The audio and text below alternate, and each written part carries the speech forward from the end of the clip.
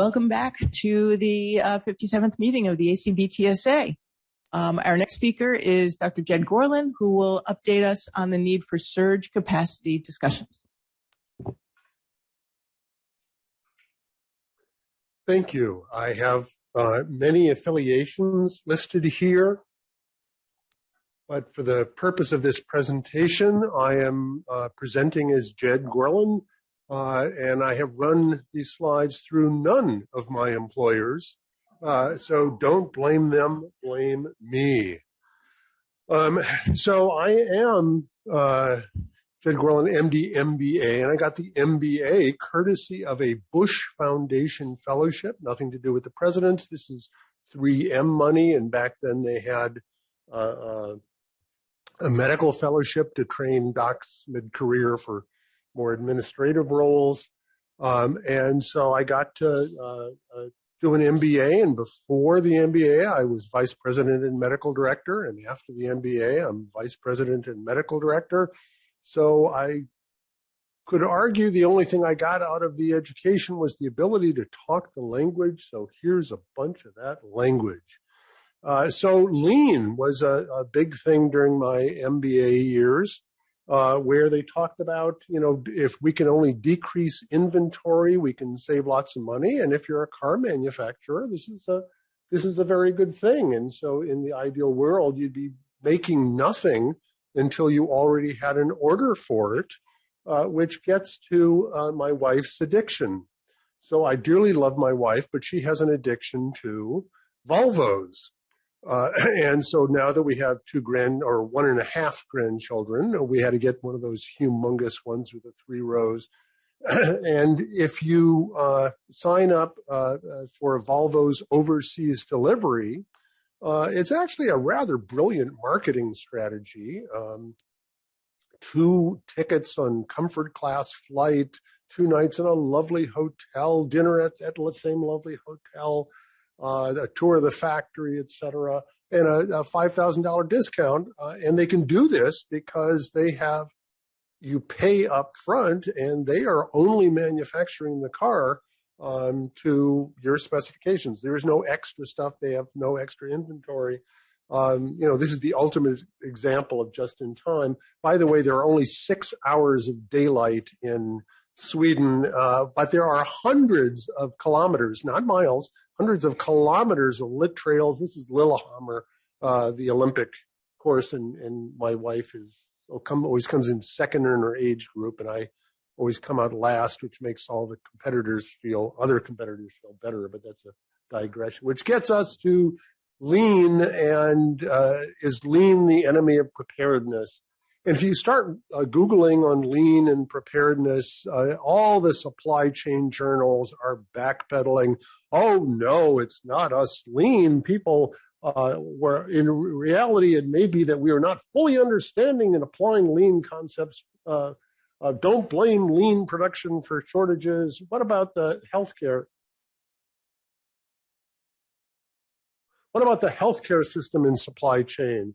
Well, if you have high spending, you can ensure that supply chain operations continue. This is not consistent, and you can see how well we did during COVID with supply chain.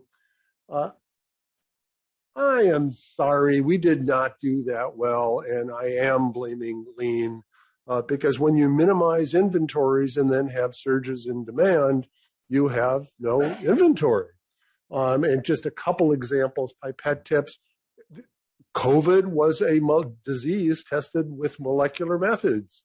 And when you all of a sudden have a massive increase in COVID molecular testing, those same pipette tips, which could have tested for infectious disease stuff, were being diverted. And a shout out to my friends at Roche. You just supplied us well, so thank you very much. But it was tight, for everyone. PPE, blood centers were not big PPE users. Yes, we use gloves, but certainly not, masks and gowns. And so that was a challenge for all healthcare institutions, not, blood centers alone, which gets us to Porter's 5 forces. And any business school graduate has had this catechism in the various things that make or break a competitor in a business, and these are forces that affect really all businesses, and is the, of course, source of "May the Force be with you." No, it's not. But so applying Porter's 5 forces to blood centers and our manufacturers, there are tremendously high hurdles to new entrants, both because this is a highly regulated field, but it's also, frankly, from a business standpoint, a rather niche field. If you want to get a new car, you go out and buy the car. If you want to get a new blood establishment computer system, it's a 1.5 year validation. New ABO testing machine, I think we had a 9 to 12 month validation. These things are really quite intensive. Historically, from a blood center standpoint, it was donors rule. He who has the donors wins. And historically, they had to be all volunteer, although Secure Transfusion Services, which is now extinct, did, I think, successfully challenge that notion. It takes years, whoever you are, paid or not, to establish a donor base. And as we have exchanged territories with competitors, donors are fiercely loyal, and I would argue that's actually a good thing. And so our greatest risk is either poor service to hospitals, resulting in hospitals growing their own, or obviously the paid donor example. Suppliers, and yes, technically, donors are our ultimate supplier of the raw product. But frankly, from a supply standpoint, and you'll hear more from Bill on this, blood banking is an orphan market, and there's typically only 2 to 3 suppliers for critical reagents, collection equipment, or testing equipment. This is actually not atypical. As businesses mature, there's typically 3 large competitors. Think Ford, GM, Chrysler for the U.S. Auto market, for example. And that's just because there are economies of scale. There are advantages to size. We are not the car market. We're a pretty niche market. There's maybe 10 million collections annually.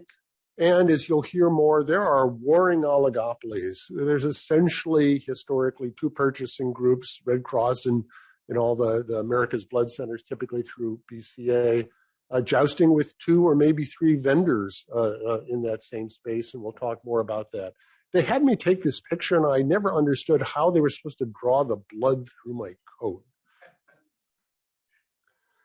So historically, most blood collection agencies had local monopolies, and consolidation in hospital systems really spurred on a consolidation of blood centers. There used to be like 4 or 5 blood centers in Iowa. Iowa does not need that many, and they're consolidating. I'd say it's still good, and although there's consolidations on a national basis, it's still really nice to have your blood supplier not too far from your hospital. I'm a trauma center, a transfusion service, and it's really nice to be close. This consolidation, however, has led to very aggressive cost-price competition among providers, with rather illogical outcomes from a business standpoint, which I will wax poetic on shortly. So historically, being a nice Minnesota blood center, we had a wonderfully socialist policy of one price for all, and our hospitals sat on our boards, and prices were set to be cost competitive, but to have enough margin that we could replace the bus when it broke down or after it broke down. More recently, we have variable pricing and variable contracts. Our children's hospital came to us during COVID. You have to drop your price by 1/3 because we're losing money. Oh, and you think we're making money? So blood is a hospital cost center. Hospitals are not reimbursed by how much blood they use. I don't care about the market basket nonsense. The reality is they are reimbursed by DRGs. And so anything they can do to reduce blood use or pay less is good for the hospital. Which leads us to patient blood management. And I used to tease my CEO What other industry goes around telling their customers how to use less of their products? And I'm not against patient blood management. It's good for the patients. It's good for the hospitals. But it has resulted in significantly lower blood usage, which from a business standpoint, yes, blood centers are nonprofits, but it's a good way to seek loss of profit at every opportunity. And these are just other examples of things we do, moving to bloodless surgery, off bypass cabbage, blood substitutes. Yes, there is a trial in England where they actually grew red cells from stem cells. I wouldn't buy stock. The cell culture reagents alone are thousands of dollars. But it does show at least, what the science is fantastic. But it's not in the near term a reasonable substitute. So we're getting better and better as the NBCUS, National Blood Collection and Utilization Surveys, show that we peaked out at about 15 million collections in 2008. And that is now closer to 10 million. And the gap between that drawn and that actually transfused is narrowing and narrowing, which from a wastage standpoint is a very good thing. But it also means that surplus is really just not out there. So what are some of the illogical things in the blood industry and why we are not a market economy? We charge less for red cells than it costs us. If you go into the grocery store, you're probably going to pay more for filet mignon than lard, right? But we charge the same price for an O neg and an AB positive, and then we wonder why hospitals aren't as judicious as possible on use of O negs. We discard most of the platelets that we collect, i.e. those in whole blood. Frankly, our hospitals prefer the apheresis. That's why we stopped collecting the whole blood one. Safety costs trumps cost effectiveness. Whether there is any scientific justification to continue to screen for syphilis, HTLV, hepatitis B surface antigen, I can joust with my good friend, Dr. Marks. Many centers refuse to take back platelets, resulting in higher wastage. My blood center takes back platelets, and by the way, our wastage is 0.1% on platelets. Match that. We offer free delivery. There ain't no such thing as a free lunch. There's no such thing as free delivery. And it's not clear that as generations go on that the all-volunteer donor supply may be sustainable, but that's a subject for a different discussion. So there are very few things that we haven't had shortages on, whether it's the blood bags, the apheresis collection kits, tubes for testing, calcium chloride and sodium chloride saline infusions. You can go to Menards and get a bag of calcium chloride, 50-pound bag for $10, and you can't get calcium chloride for infusion? Hello. Neutrophils collection, granulocyte collections require hydroxyethyl starch. Well, it turns out hydroxyethyl starch has lots of side effects such that it's basically being discontinued as a medical volume expander. And so the pharmaceuticals are dropping it. I got a call from Marc Germain in Quebec. The sole supplier in Canada is stopping supplying next year and was asking us what we're going to do about it. And I started investigating. It's disappearing in the United States as well. The right thing may happen. I'm not sure that granulocyte transfusions actually work after the ring trial, but that's again, and you've already heard about the pipette tips and PPE. So we have met the enemy and they is us. And I single out my good friend and colleague, Bill Block. He is a fantastic negotiator. Does a great job of doing contract negotiation. But what that means is that there are a lot of pressure on the vendors to keep prices low. And hence there's typically very few vendors for most products. And the manufacturers have very little incentive to be manufacturing the cheap stuff, like the tubes or the saline or the calcium, et cetera. The pharma bros want to do the CAR T stuff that makes, millions of dollars. And if you depend upon market forces, If something's unmet, somebody will jump into it. Well, maybe, and it takes a while. There's a significant delay until, market forces will inevitably allow gaps in supply production. So what are those vendors? For testing, there's typically only Abbott and Ortho for serologic, Roche and Grifols for NAT testing. For ABO typing, typically Beckman and Immucor. There's others for the hospital market, but for the truly high throughput needs of blood centers, that's really about it. Apheresis collection, you can see those. Collection bags, about 90 to 95% of blood bags in the United States are from a single vendor who has manufacturing in Hurricane Alley, and you know who they are. Most infectious disease testing centers have or consolidate to a single manufacturer. One of the largest testing agencies switched, and it's disruptive. It's just, unfortunately, it's part of the challenge. Apheresis collection platforms, we used to collect with both the Amicus and the Terumo, and our business office said, this is really expensive. We can get a better deal with a single vendor, but equally important, anytime you're collecting with multiple bags or multiple apheresis devices, FDA requirements are for validation and monthly QC. And so when you have two platforms, it's double the expense and effort on that. Again, most collection centers achieve best pricing by single suppliers. And if you're switching to a new bag, it's extensive validation required both by the manufacturer and blooded centers. And shout out to Dr. Marks for helping out with some recent blood bag shortages. But it's a challenge when we depend upon essentially a functional monopoly. And so market forces will fix this. Not in healthcare, folks. Here's my Bernie Sanders hat.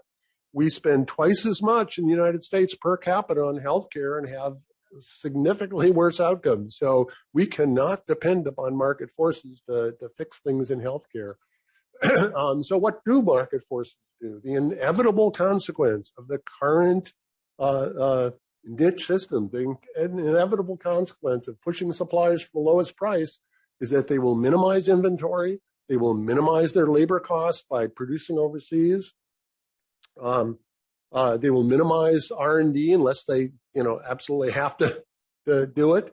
And the inevitable result of limited suppliers is any disruption to their ability to obtain raw materials, manufacture, including labor, regulatory, weather events, will have major effect on blood centers' ability to support a robust blood supply. So how are we not Toyota? In fact, the consumption of cars annually is pretty level. It's pretty predictable. There's not a lot of surge capacity needed in car manufacture. Excess inventory is often the dealer's problem, not the manufacturer's. If there is a brief gap in supply, so you don't buy a Toyota that much, right? And actually, the chip shortage, which affected all car manufacturers, is just an example of what happens when you're have limited suppliers. As opposed to blood centers, we must have inventory at all times. We cannot say, sorry. Reimbursement models, DRGs for hospitals, use of blood components does not incentivize hospitals willing to pay more to ensure the robust blood center inventory. No hospital has ever come to my blood center to say, hi, can we pay more so we can ensure that we have a robust inventory? Right? That doesn't happen. And furthermore, it's not just about total red cells. It's about having specific inventories of O-neg or AB plasma. So it's a lot more complex than just total red cell or platelet inventory. As nonprofits, we seek loss of profit at every opportunity. Most blood centers do not have the capacity to store. We've gone lean ourselves, right? We don't have vast warehouses. Most blood centers don't have the capital to allocate a large purchase of supplies. So even if we did have the space, we don't have the capital to buy it. Most distributors use a cost plus model, meaning they purchase the product and charge a margin above their cost. Right now, we have pretty much every manufacturer distributing every individual item to the blood center. That's not maybe the most efficient, and you'll hear more from Bill about this. In blood centers seeking short-term savings by consolidating single vendors, which is understandable. It puts us absolutely at greater risk for supply chain and manufacturing disruptions. So you can't have a Jed talk without me casting a gauntlet. And with all due respect to my friend and colleague Mary Homer, how much surge capacity do we really need? There is no evil event that has actually truly overwhelmed the blood capacity. And I think that was part of the Rand observation. I even had a publication called Minneapolis Bridges Falling Down after our I-35 collapsing into the Mississippi River event that used 26 units of blood, because when the bridge falls on your car, you're either dead or you escape unscathed. So even in all these events, which you're familiar with, and even 9/11 used about 600 extra units of blood. New York Blood Center collects 1,000 a day. So yes, in Las Vegas there was some immediate shortages in those local hospitals, but I mean they could move blood around within that same day. However, Dr. Homer does challenge us. What if there were a nuclear event? You're going to need a lot of platelets a week later. And when I presented to Ritten a number of years ago, Radiation Injury Treatment Network, at that point, the surge capacity for apheresis kits within 1 week of an event was about 26%. I understand from Terumo and Fresenius, it's a little higher now, but it's not tenfold. It's, maybe 50% or something. And kit inventory at blood centers is typically well less than a month, and in many places, 2 or 3 weeks.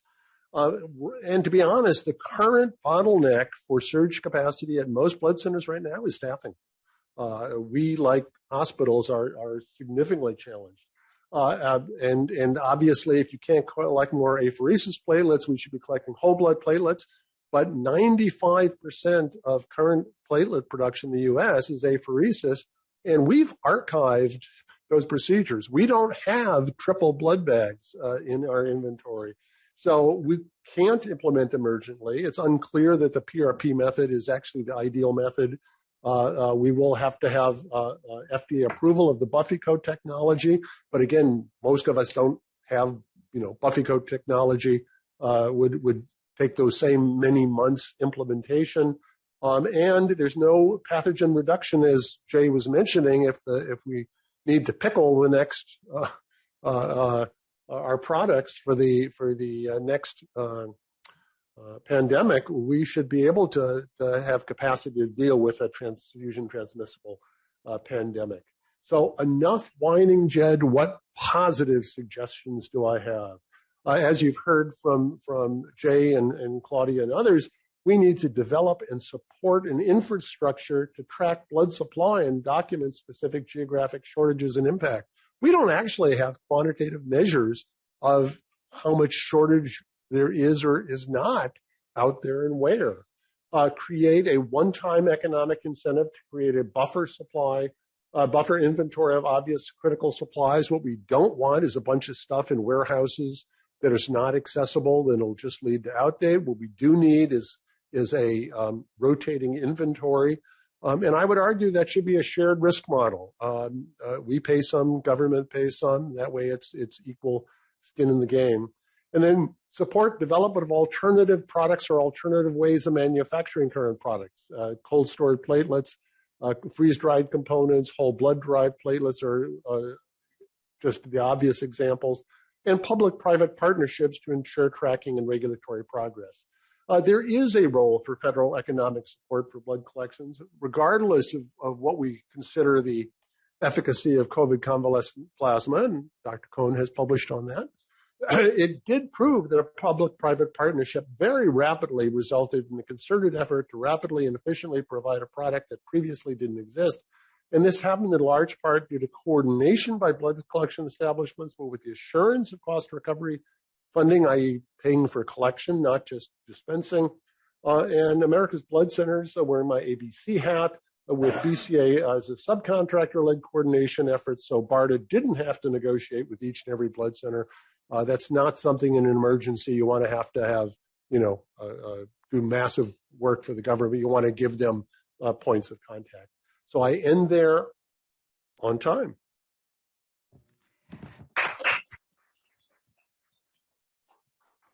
Thank you, Jed. I see that Cassandra has a question. Yeah, that was great. I had two things that I didn't see up there. I just wanted to throw out there as concepts that I talk about in pediatric places and being in a hospital-based place where you might be far away from the blood center. I think we need to look at permissive wastage. And that if you're going to have certain high-risk procedures and things done, if you're a level 1 trauma center, if you're transplant center, if you're all of those things, ECMO, all those pieces, there has to be some stuff on the shelf always. And I don't mean to hoard, because that's what blood centers hate to hear a hospital say. But we could have, we all have transfusion committee. We all could look at that. But the next step to that is being connected to your blood center, your local blood center, being able to see inside the inventories that are in the hospitals. So connecting those things, having those dynamics be real. And I know that people are scared that, the blood center is going to take their stuff, or the hospital is going to hoard, or we don't want to show what we've got inside. But because of the needs and because of the losing your local, blood center, I really believe that is the only way, with mass casualty events, with all these mass shootings, with all these different things going on. We have to have it driven policy-wise to connect those things. And I just didn't see anything sort of speaking to that, but I thought it was part of a solution too. So I agree with Dr. Josephson. Actually, we have a thing called Human Connect, so we could potentially see into the inventory.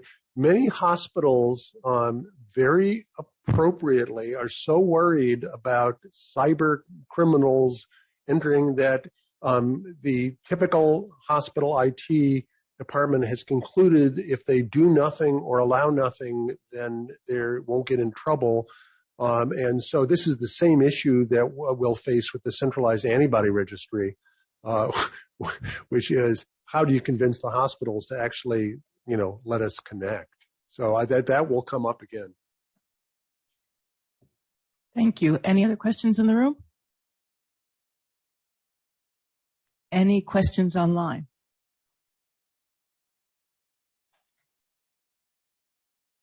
If not, thanks again, Jed, for once again helping to set the stage for discussions we're going to be having later today, dealing with surge capacity, stockpile issues, and the larger issues facing the blood establishment. Oh, I'm sorry. Sridhar. Yeah. I actually had a question. This was maybe somewhat provocative of a question, but maybe nonetheless. I mean, we haven't ever seen a true blood shortage per se on a national level when we've done the NBCUS survey. And I haven't, to be honest with you, read anything in the literature ever about a bad patient outcome as a result of the lack of blood available. And is there any data that anybody has on actual patient harm that's ever been reported because of an apparent blood shortage? Or is this all just purely just a preparedness question?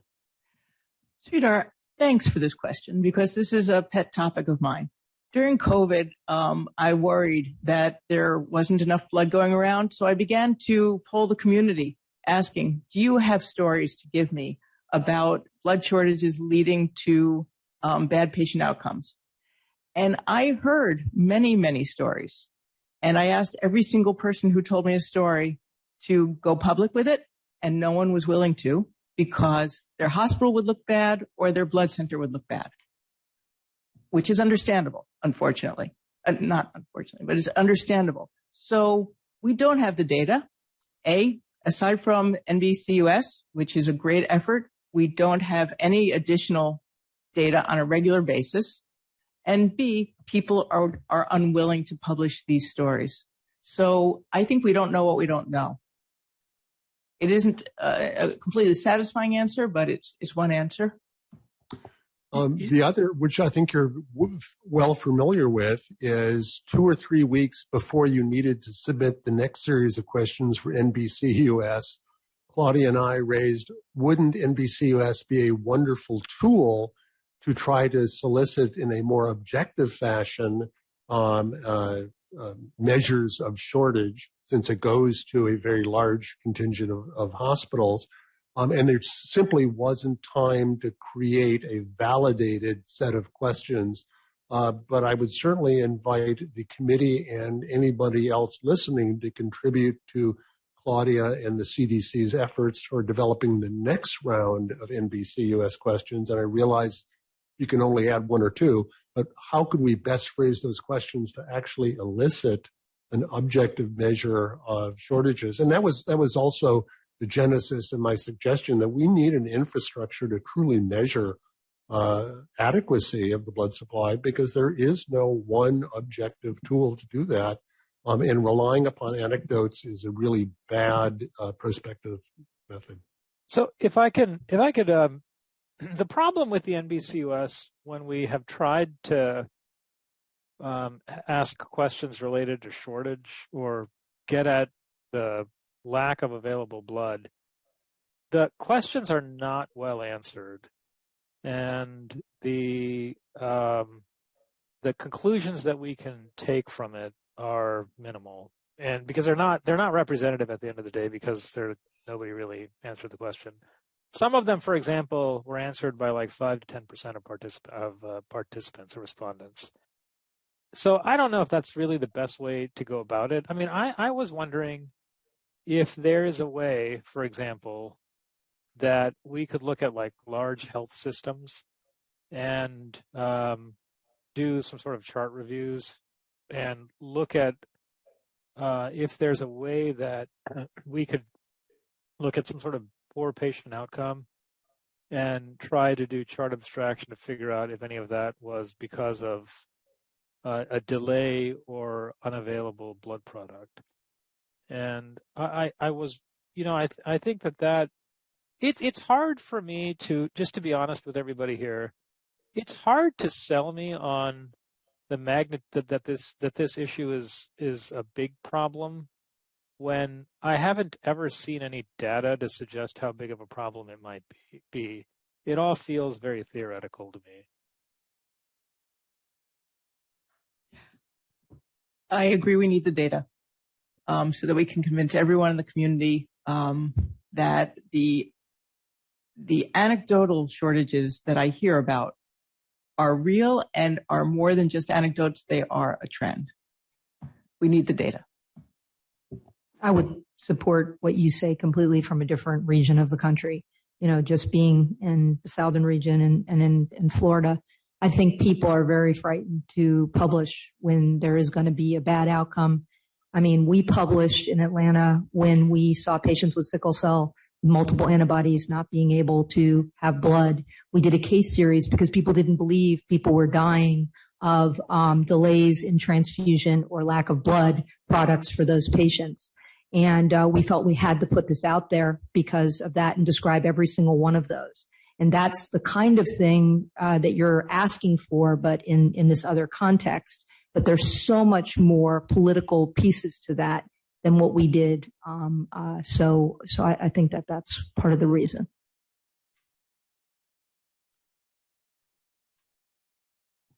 I'm sorry, Nicole, go on, and then Lynn has a question. I just wanted to add one thing. I think there was some discussion, pandemics versus mass casualties. Those are two very different, situations in terms of blood supply. From an observational perspective, I think for pandemics, one, at least early on, when CCP was like the only option for people prior to, when things were really, really scary for people.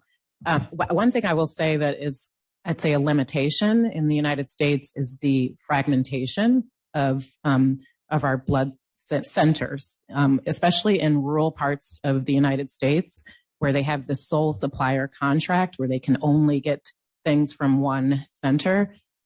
There's a sense of panic in situations where we need to be more flexible and trying to get things to a different center. And I just think that's something that we need to work together to sort of figure out, because it really does affect people, especially that don't have options to get blood from somewhere else because of a contract that they're in or otherwise. I think in mass casualties, we had a discussion actually in this building right after Las Vegas happened, and there was sort of an opposite issue. There was too much blood. They were having to turn people away. There was a lot of wastage, and the discussion sort of centered around coordination efforts and how in the United States we have to figure out a better way to actually figure out what it is we need. And so, but I just wanted to make those two comments because we do have some vulnerabilities, I think, in the way that we're set up in the United States and the way we operate. Thank you. There are two questions from online. Lynn first, and then Daryl Kaur. Yeah, thank you. Nicole, thank you for those comments. I agree with you wholeheartedly. I think many of us in various cities who have experienced a mass casualty situation saw the same thing. A lot of donors, no place to go with all the blood that we eventually collected. The reason I raised my hand, I actually wanted to respond to Sridhar's comment and just to ask the question, do we peg the concern for blood shortages on poor outcomes and wanting perhaps to have the group reflect on this? When we are experiencing a blood shortage, we activate so many workarounds in order to make sure the most critical needs are being met. And that comes with a lot of manpower behind the scenes, communication to our clinicians and so forth. And there's a lot of stress with that. And as a consequence of that stress, I think people look at why can't we do better? And if we didn't have to experience the blood shortages, we would be in a much better place. And I don't know if there's a way to frame a survey to get at that information rather than pegging increased death because of lack of blood availability or not. So I'm just putting it out there. Thank you, Lynn. Daryl? Yeah, thank you. Just to sort of add to Sridhar and Nicole's comments as sort of a perspective from the bedside, I think that the real challenge that I've experienced really does relate to the sort of supply-demand mismatch. And so I think it's inadequate for us to be focusing on increasing supply without a simultaneous conversation about better understanding demand.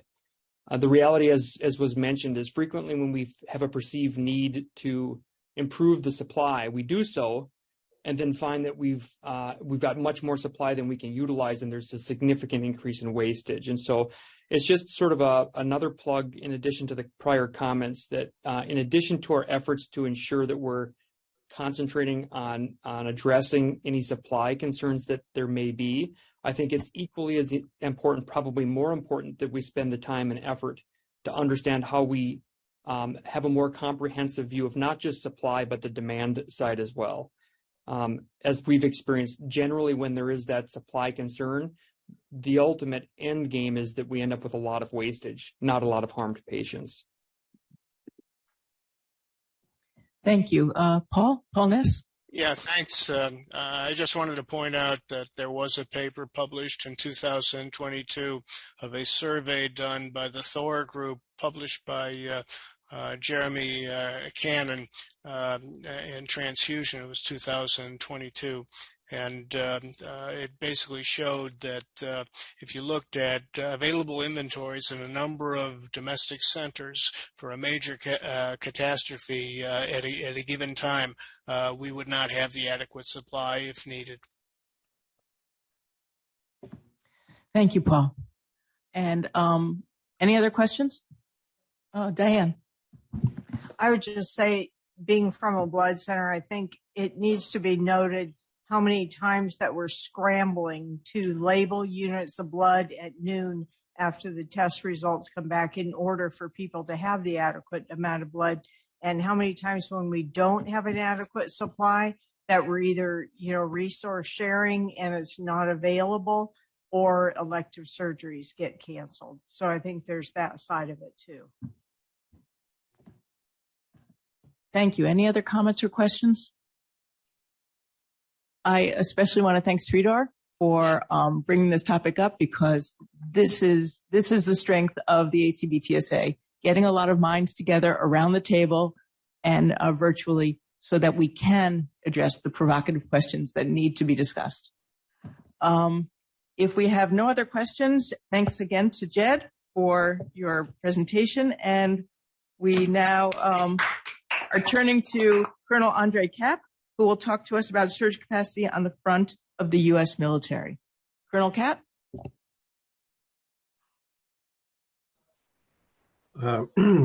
Greetings to all. Thanks for inviting me to speak here. One technical question. Am I supposed to share my slides, or are you going to project them and I just ask for next slides? You can just say next slide. Next slide. Just say next slide. Okay. Next slide, please. All right, the next slide.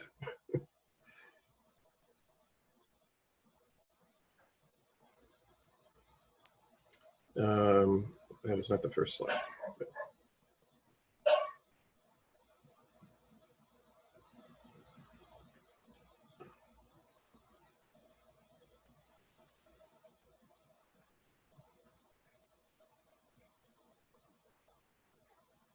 Can we go to the first slide?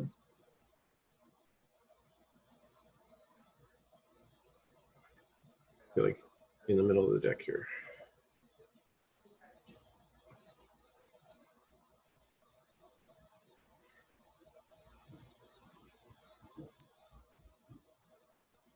I think you're going the wrong way.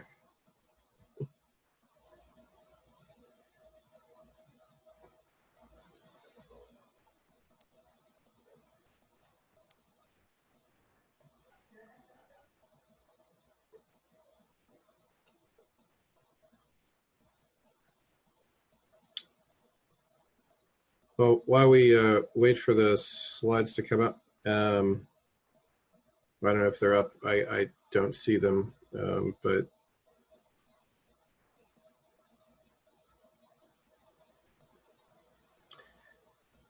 I'll just say that in the military, we certainly think a lot about, okay, you want me to share my slides. All right. Share screen. Let's see here. All right.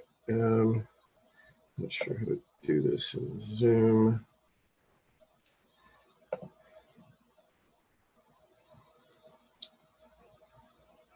Can you see the slides at this point? Not yet. Not yet. All right.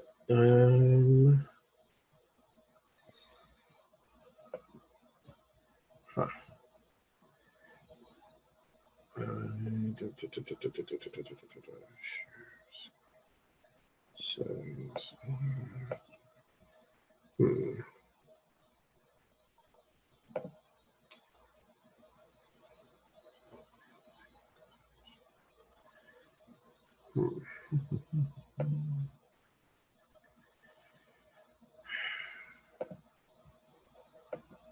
So we can see your slides now. We can see your slides now. Andre? Yeah, but that's not where the slides start. So I don't know what the problem there is.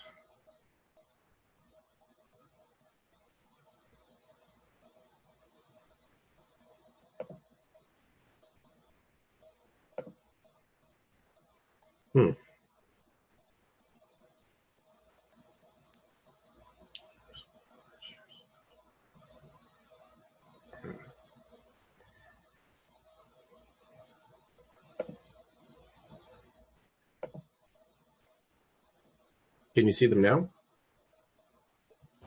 Not yet. Not yet.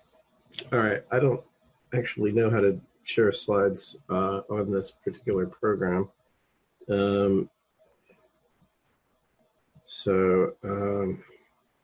If you can't show them, then I'm not sure how we're going to do this. because when I show share screen, it doesn't really give me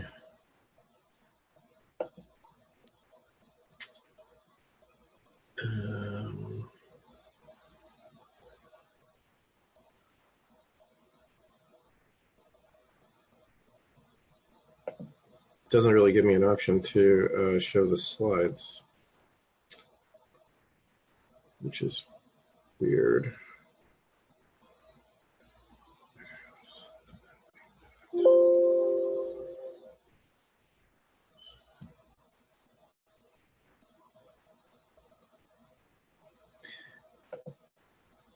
So I don't know, I'm not able to share the slides from my end. I'm not sure how to, it doesn't like give me an opportunity to share desktop.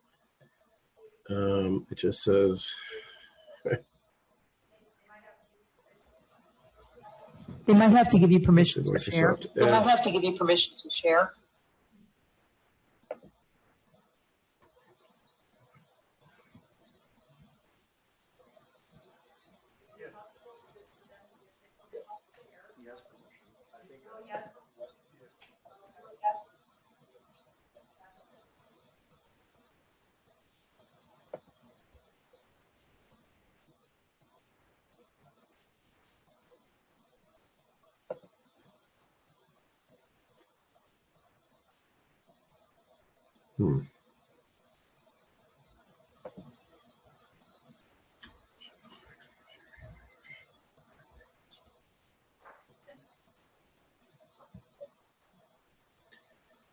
Are you all able to pull them up on your side? Would it help for me to resend them?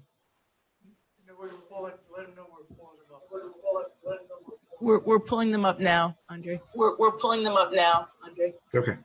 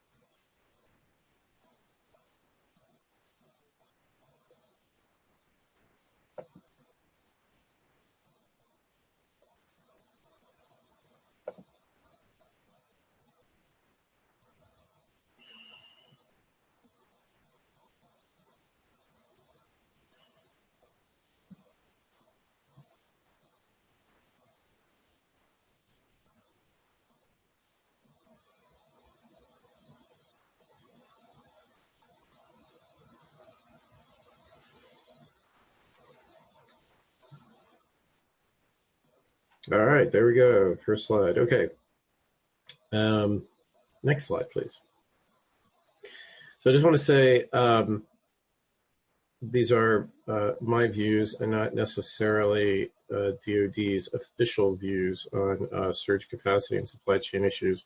Although I will mention that Captain Leslie Riggs, Director of the Armed Services Blood Program, did have some input into these slides, so I'd like to thank him for that. So it sort of reflects unofficially our views on these matters. Next slide. Okay, so we heard some great talks today about blood capacity in the United States and on the civilian side of things, and I'll just give you a little bit of an introduction to the military blood system so you get a sense of what we do and what our challenges are. So first of all, the Armed Services Blood Program collects mostly on U.S. government facilities and exclusively on U.S. government facilities and mostly from active duty personnel. So that really, we sort of take care of our own, if you will. We also, of course, get blood from civilian blood suppliers to some extent to supply the various facilities. But mostly we are able to meet our needs at DoD treatment facilities, both, sort of bricks and mortars, hospitals and clinics in the United States and to some extent in Europe and in Japan, but also U.S. Navy vessels and all our contingency operations overseas. And from time to time, we also provide support to our NATO and other combatant command partner nations. You can see in the maps here kind of where we're located. Basically, our blood collection centers are located where we have big military bases. And we do some collections at Launchstool in Europe and then in Okinawa. Our testing laboratories are in San Antonio and in Okinawa, and we depend a lot on our civilian colleagues for contract support in blood testing and safety matters as well. So all our centers are accredited, FDA regulated, and so forth. So we try to do what you do, and but we do it kind of all over the world. Next slide. So you might wonder, well, how much blood were we shipping overseas, for example, during the conflicts in Iraq and Afghanistan? So this paper reviewed that, and you can see here that on average, roughly it took about 3,000 whole blood collections a month to support combat operations in Iraq and Afghanistan. We do have a high outdate rate, in part because you have to have blood available as a readiness factor, and you don't know when the casualties are necessarily going to come. Sometimes you can predict that if you're launching an operation, but sometimes you are not able to predict that. So the other interesting thing is that the vast majority of the blood we shipped overseas was actually transfused to non-US casualties, as you can see here. Next slide, please. So over the course of time, our transfusion practices have changed. This, of course, occurred in the civilian world as well, in trauma resuscitation. But you can see that we started off being very sort of red cell and crystalloid heavy, and then over the course of time, we started giving more balanced transfusions, sort of the 1-to-1-to-1 kind of ratio, and that was associated with better outcomes. So that's kind of our future plan as well. Next slide, please. So if you look more recently over the last few years, how our blood use has changed over time, the red cell use as a component has gone down. We're using a lot more whole blood, particularly low titer O whole blood. We're also using more liquid plasma and less FFP due to breakage rates of FFP being shipped all over the place. And overall, our demand for overseas blood use to support operations has fallen with the reduction in sort of operational tempo, but it still ends up being around 2,000 whole blood units a month that we need to collect for those sorts of operations. Next slide.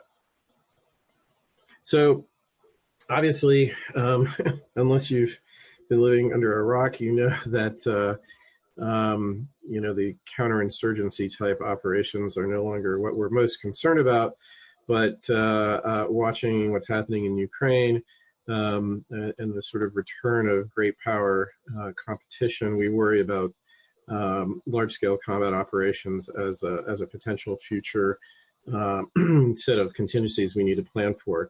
And that obviously from a medical standpoint implies higher casualty densities and a lot more difficulty in evacuating patients and probably a lot more casualties due to the lethality of weapon systems and so forth, as you can see here. Next slide. The other thing is that operating in the deployed world is much more complex than it used to be. You all know that you've heard the extensive use of drones and air defense systems, including so-called man-pads, man-portable anti-air systems like Stinger missiles, long-range artillery fire, things like that, cyber warfare. We call this sort of multi-domain operations. I mean, you get everything from space to underground and in the air and the water and all those sorts of things. It makes medical care for casualties much more difficult because you have to disperse your medical assets. Communications can be degraded. Air evacuation is basically impossible. I mean, the Ukrainian government has asked for a lot of support, and one thing they're not asking for is helicopters because helicopters basically can't fly. in this incredibly lethal environment, which means our standard method for rapidly getting patients to surgery and to blood transfusion is really just not possible. So it really makes care for those injured on the battlefield much harder. And there are a larger number of casualties driving blood demand in Ukraine, and we anticipate that might be similar in the future scenario that we might face. Next slide. So yeah, you see pictures of Ukraine all the time in the news. There's a lot of blood being used in those areas. And, getting to this question of, are outcomes really affected by blood shortages? I mean, in trauma, that is certainly the case. Even when a system overall may be able to provide a lot of blood, if it doesn't provide the blood where it's needed, when it's needed, people die, and that we've seen unfortunately happen quite a bit in Ukraine. Next slide.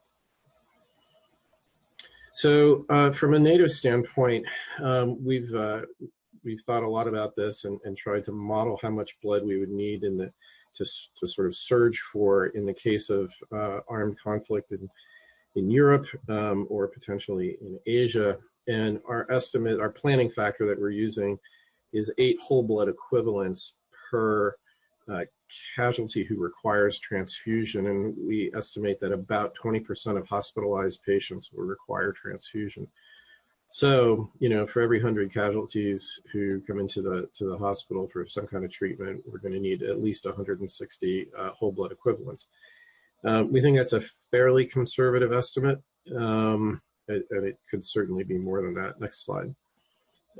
We talk about whole blood a lot because, as you can see from this slide, if you talk about the equivalents in terms of component therapy, logistically, you make that much more complicated when you add multiple products with different storage requirements and so forth. But nevertheless, from the various members of NATO are planning for the potential to need to surge in the event of conflict with these planning factors in mind. Next slide. And we've communicated that to NATO leadership. So the NATO blood panel is an expert panel that sort of works with other expert panels to provide leadership, to provide recommendations to NATO leadership. And we've done that. And so the biggest challenge we face is, when you plan an operation and when things are going to happen, you can get blood where you need it to be and have the full complement of products you need. The biggest challenge that we have is that we may not be able to actually do that planning because, when you're not attacking someone, when you're sort of just providing a deterrence, you don't know when the hit is coming. And so for that, the need to immediately surge blood capability in a forward location is what's really challenging, because obviously stockpiling label products doesn't really work. So our approach has been to build extensive emergency donor panels and to try to accelerate the development of dried plasma products, because that's about the only thing that can be stockpiled in forward locations. So we've made that an official recommendation to NATO, and NATO governments are taking that under advisement and working towards those goals. Next slide. When it comes to how much do you need to provide to a small forward surgical unit that may be, operating in a very mobile environment, we plan on 100 whole blood equivalents per 24 hours. So, that may not sound like a lot of blood if you're talking about the New York City blood supply, but getting that into places where it needs to go across a very complex and dangerous battlefield is a major challenge. And we definitely depend on integrating our planning with national blood programs across NATO and other partner nations. Next slide, please.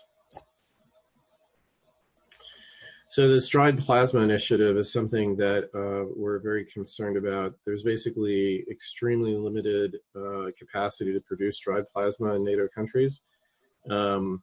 the French military, German Red Cross, and now a private company, Octapharma, has an approved product. But really, we anticipate that to have true readiness for an emergency, we would have to have significant production capacity that we don't currently have. And the United States has no production capacity yet, and so we're working closely with our industry partners and FDA to try to get that in place. Next slide. So if you look back overall over the last 20 years of conflict, this is from a paper we wrote sort of halfway through, but basically the numbers are kind of reflective of fairly intense operational tempo during counterinsurgency operations, and that generates about 500 U.S. casualties per year who require transfusion, and that translates into roughly 5,000 whole blood equivalents per year, which is not an insurmountable amount of blood, although again, that last mile problem of getting it to where it needs to be can be a challenge.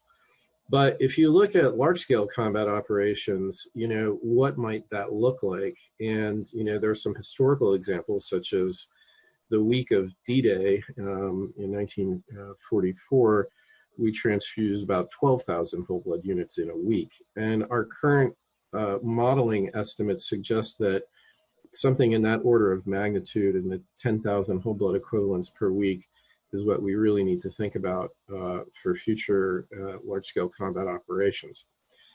Next slide, please.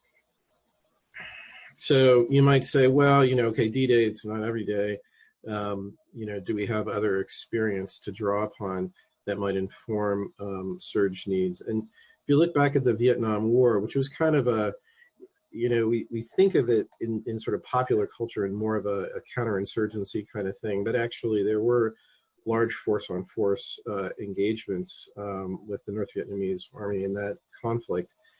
And, if you look at the peak of combat operations in 1968 through 69, basically we need to get more than 30,000 whole blood units into theater every month. So yeah, I think that sort of 10,000 units per week estimate is probably about right based on history. So next slide.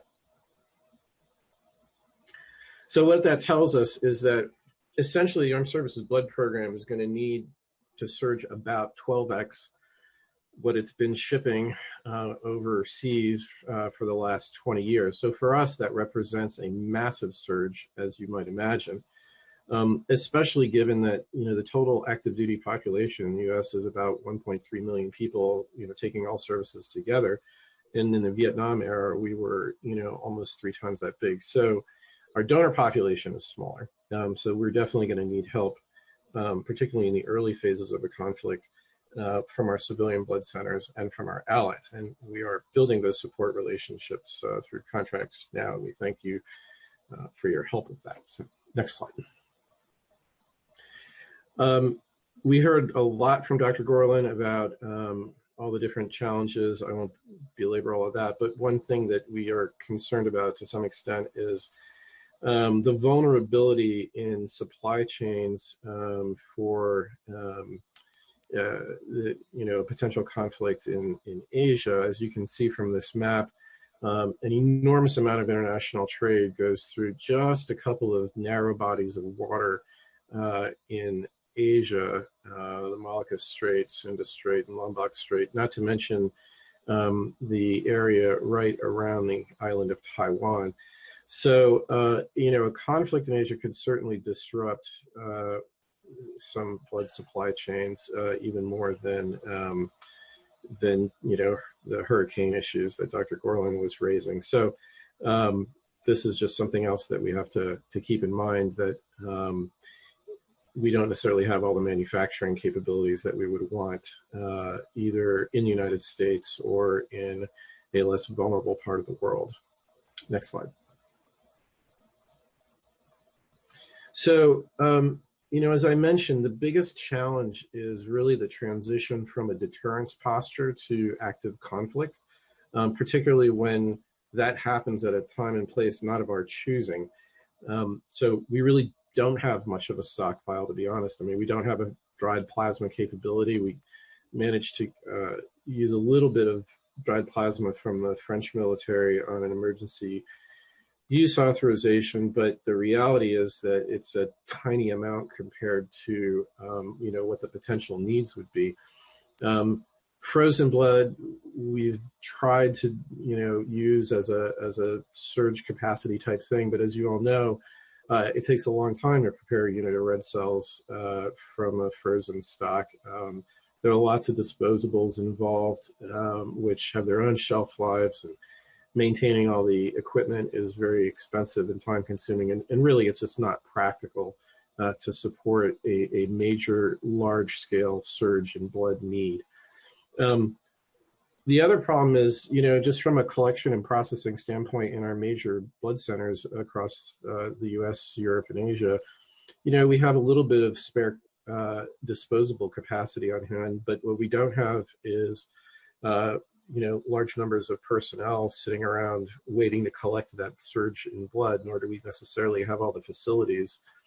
We operate in a fairly lean manner, with maybe a little bit more surge capacity than what's typical in the civilian world, but not really a lot. And in any case, you still have to get the blood to where it needs to go.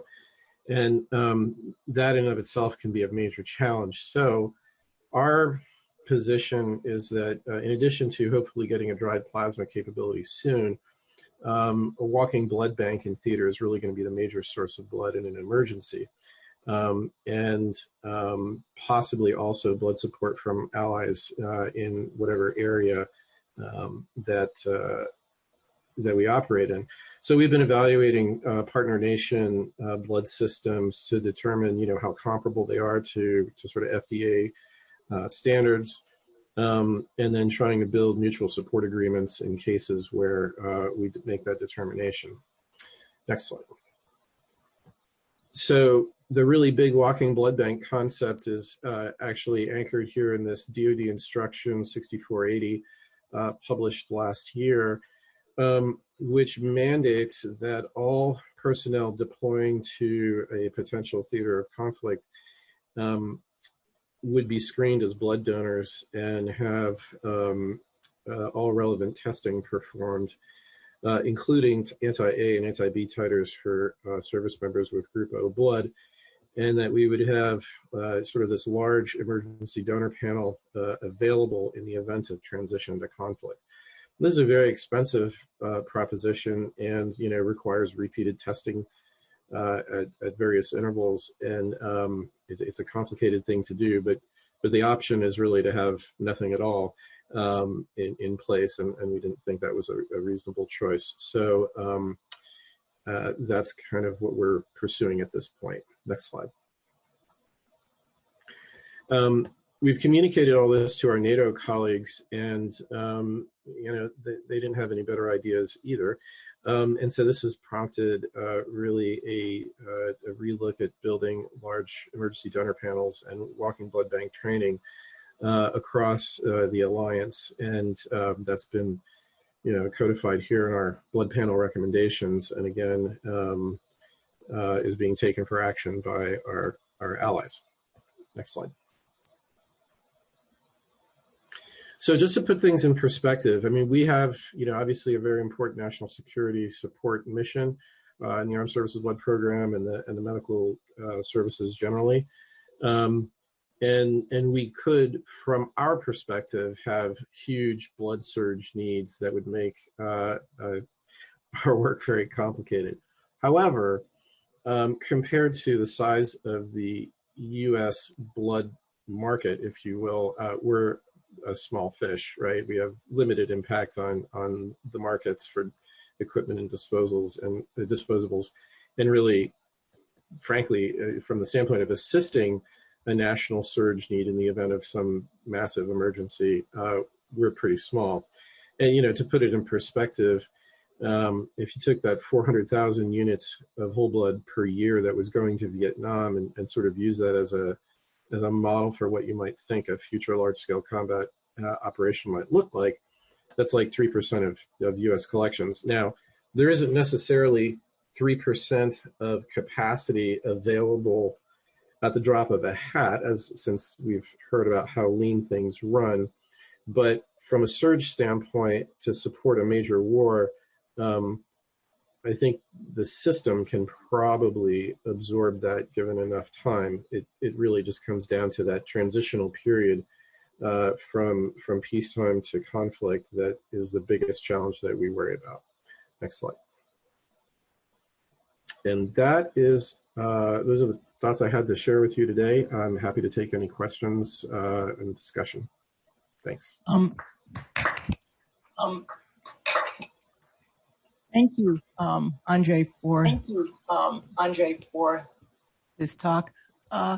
We're a little behind on time. We're a little behind on time.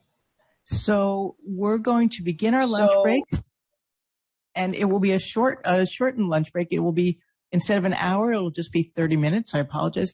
And we will ask questions or take questions during that lunch break, if that's okay with everyone. Thank you. Thank you. So, Andre, can you hold on a little while we start to distribute lunches and ask questions? Jed, I know that you have a question. Yeah, Jed, I know that you have a question. So, Dr. Capp, Rwanda has been delivering blood by drone for 15 years. Can you tell us about novel things you're considering?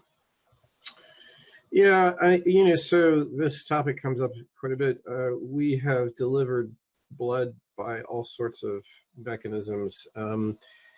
As early as 2005, we were able to deliver blood by what's called a JPAD system, so a sort of a steerable parachute system, so you could sort of kick a pallet of blood out of the back of the C-130 and have it land on a dime, more or less, within a meter or so of its target. And so we've been doing sort of remote blood drops in various ways over time, and we certainly have some drone projects in the works using a variety of different platforms depending on the environments that we operate in, so cold weather versus sort of more temperate climates. So this is definitely, part of our approach for that last mile problem. It's not without its own risks, in the sense that our adversaries do possess, anti-drone capabilities, jamming technologies, and ability to shoot them down. But certainly, better to use the drones than to risk a helicopter crew if you don't have to. So yeah, we're certainly building an extensive blood delivery capability by drone. And then second question, I'm the largest supplier, I think, to Teleflex, the freeze-dried. Can you talk, plasma being developed? Can you talk about plans for expansion if and when that's approved?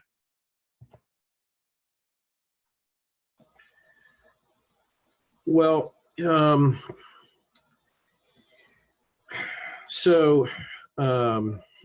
am not a contracting officer, so please take my comments here as Andre's thoughts on this, not necessarily what the DoD actually plans to do.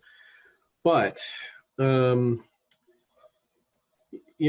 think that where we are going and where our NATO partners are going is wherever we have forces deployed in a deterrence posture, we know that should we transition to hostilities quickly, particularly not at a time and place of our choosing, we need product on hand. And so if you look at casualty estimates that run anywhere from dozens to thousands per day, depending on the particular scenario you're talking about, you would need a fair amount of dried plasma as an initial resuscitation product. in multiple locations. I mean, obviously we've been supporting Korea for a long time. We've got forces in Poland, as well as northern Norway, naval forces all over the place, and then certainly, there are considerations for assisting Taiwan and a lot of troops in Japan that might be called upon to do that. So, if you think about that, it's a lot of plasma that you would want to have on hand, in these various locations, and of course it has a shelf life. So there's the turnover to think about. But I would think that you could imagine something in the tens of thousands of units of plasma being deployed to support the tens of thousands of troops who are at risk and therefore potential casualties. So I think that's kind of where NATO, that's a discussion we've had within NATO of having large amounts of plasma forward deployed to absorb that initial shock, and then obviously for follow-on use as well. Does that answer your question? Thanks. Thank you. So we're going to take a break for lunch. The lunches are available downstairs. If people want to bring their lunch up here and continue the discussion with Andre, then you can do so. Paul, I know that you have a question online. We just would like you to hold it for 10, 15 minutes while we run and get our lunch and come back up, eat our lunch, and then continue with Bill Block's presentation. Thank you, everyone. And thank you again, Andre. Sorry for the technical difficulties.